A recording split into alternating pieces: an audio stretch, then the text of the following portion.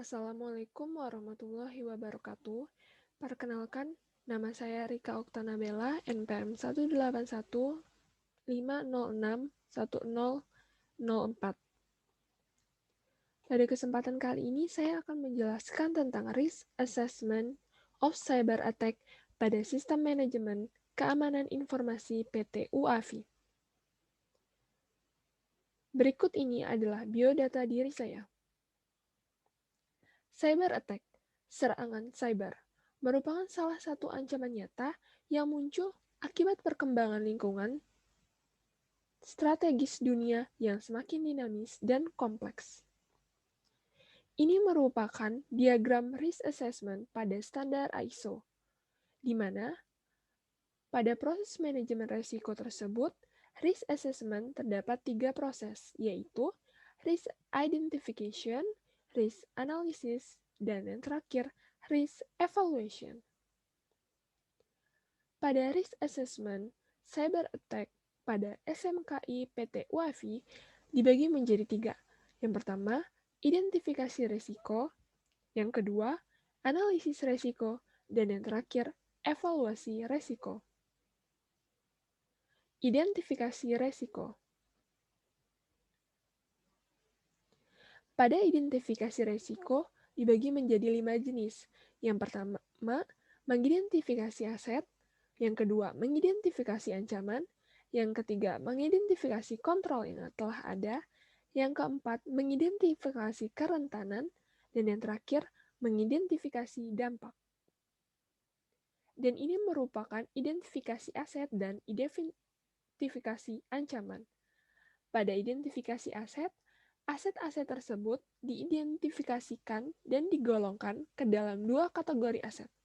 Aset utama yang tersimpan dalam SMKI dan aset pendukung kinerja SMKI.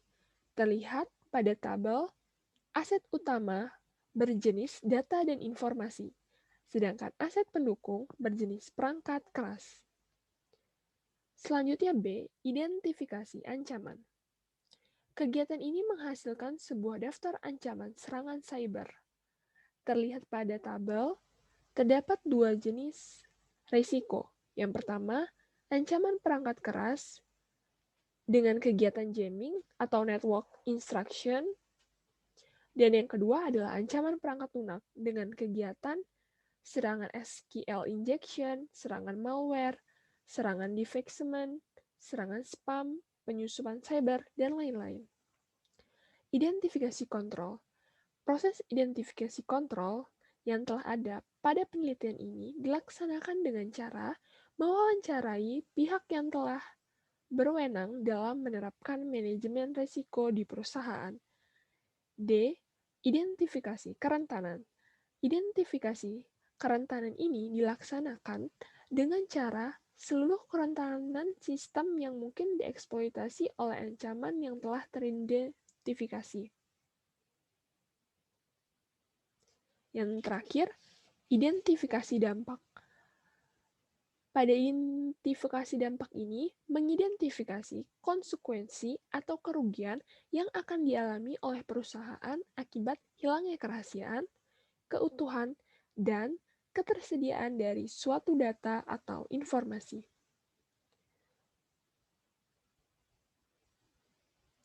Hasil identifikasi dampak ini selanjutnya akan diuraikan pada tahap analisis resiko sebagai bahan pertimbangan dalam membuat kebijakan.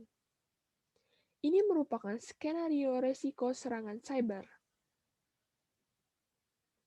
Terdapat kode aset A01 sampai A010, namun pada PPT ini hanya dijabarkan dari A01 sampai A04, di mana setiap kode aset memiliki kode ancaman, dan setiap kode ancaman memiliki keterangan risikonya masing-masing.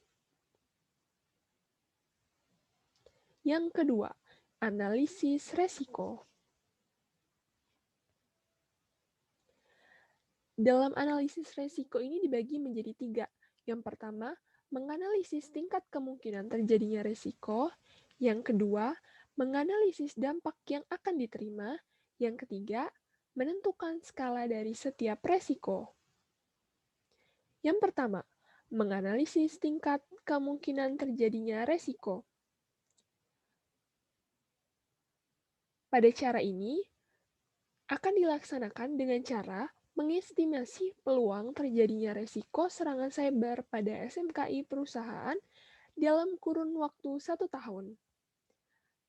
Terlihat pada tabel yaitu pedoman penilaian kemungkinan terjadinya resiko, di mana nilai 1 memiliki kemungkinan resiko sangat tidak mungkin, nilai 2 kemungkinan resiko tidak mungkin, dan seterusnya, dan memiliki keterangannya masing-masing untuk setiap nilai resiko. Yang kedua, menganalisis dampak yang akan diterima. Pada proses analisis ini dilaksanakan dengan cara mengestimasi tingkat dampak yang akan diterima perusahaan akibat terjadinya serangan cyber dalam kurun waktu 1 tahun. Terlihat pada tabel pedoman penilaian dampak terjadinya resiko. Nilai resiko 1 memiliki dampak resiko sangat rendah. Nilai resiko 2 memiliki dampak resiko rendah, dan seterusnya. Setiap nilai resiko memiliki keterangannya masing-masing. Yang ketiga, menentukan skala dari setiap resiko. Pada tahapan ini dilakukan dengan cara mengkombinasikan tingkat kemungkinan dan dampak terjadinya resiko berdasarkan matriks analisis resiko berikut. Ini merupakan matriks analisis resiko, di mana setiap kemungkinan memiliki nilainya masing-masing, dan setiap dampaknya memiliki nilainya masing-masing. Jika suatu permasalahan memiliki nilai kemungkinannya 1 dan dampak yang ditimbulkan adalah 4, maka skala resiko yang didapat adalah 3. Dan berikut adalah hasil analisis resiko serangan cyber. Terlihat bahwa kegiatan jamming memiliki kemungkinan resiko 2 dan dampak resiko 1, menghasilkan skala 1. Dan begitu seterusnya dapat dilihat pada tabel. Kita dapat menganalisis salah satu dari resiko serangan cyber, yaitu serangan malware atau virus. Memiliki kemungkinan resiko 4, dampak resiko yang ditimbulkan 3, dan menghasilkan skala resiko 5. Dapatnya dari mana? Dapatnya dari kemungkinan resiko 4 memiliki frekuensi terjadinya resiko sering, sedangkan dampak resiko 3 merupakan dampak yang ditimbulkan memberikan gangguan sedang terhadap layanan SMKI. Untuk skala resiko dihasilkan dari matriks analisis resiko berikut, di mana pada kemungkinan bernilai 4 dan dampak resiko yang ditimbulkan bernilai 3, maka menghasilkan skala resiko bernilai 5. Evaluasi resiko. Pada evaluasi resiko ini dilakukan dengan proses penentuan level resiko mengacu pada matriks evaluasi berikut, di mana pada matriks ini level resiko rendah memiliki skala resiko 2-3, sedang 3-5, sedangkan tinggi 6-8. Dan ini merupakan hasil evaluasi dari PT UAV, di mana level resiko rendah contoh resiko yang ditimbulkan pada kegiatan jamming, serangan defacement, penyusupan cyber. Sedangkan level resiko sedang dengan skala 3-5 yaitu dalam network instruction, serangan distributed, serangan SQL, serangan spam, serangan malware atau virus, serangan, dan lain-lain. Yang terakhir adalah hasil penentuan prioritas.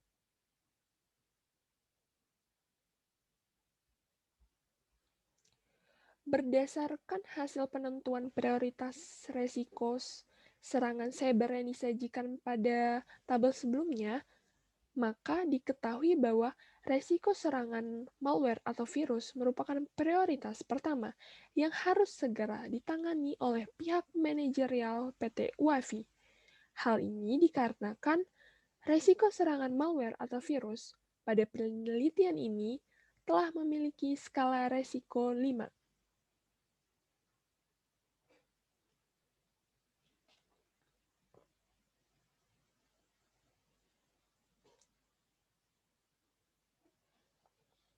Kesimpulan dan rekomendasi. Kesimpulan yang pertama adalah identifikasi resiko serangan cyber telah dilaksanakan melalui kegiatan identifikasi aset, identifikasi ancaman, kontrol yang telah ada, kelemahan dan identifikasi dampak dari suatu resiko terhadap SMKI PT UAFI. Hasil identifikasi resiko menunjukkan bahwa terdapat 10 jenis resiko serangan cyber yang dapat menyerang SMKI PT UAFI.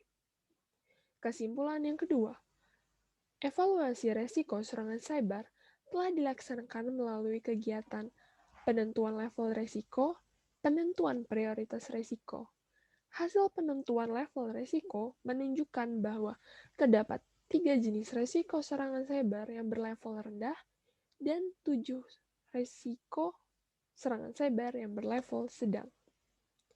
Rekomendasi yang pertama, melaksanakan penilaian resiko secara lebih mendalam. Yang kedua, membuat rencana pengendalian resiko atau SOP terkait resiko serangan cyber. Yang ketiga, melakukan penelitian lebih lanjut terkait proses penilaian resiko serangan cyber pada instansi pemerintah, organisasi, industri, atau perusahaan lainnya. Temuan tim BSSN merupakan atau menunjukkan bahwa serangan malware merupakan salah satu serangan cyber terbesar dan sering terjadi di Indonesia pada tahun 2018 dengan total serangan berjumlah 513.863 serangan, sehingga perlu segera dilakukan beberapa tindakan pengelolaan risiko yang diharapkan dapat meminimalisir atau mengurangi nilai skala risiko tersebut.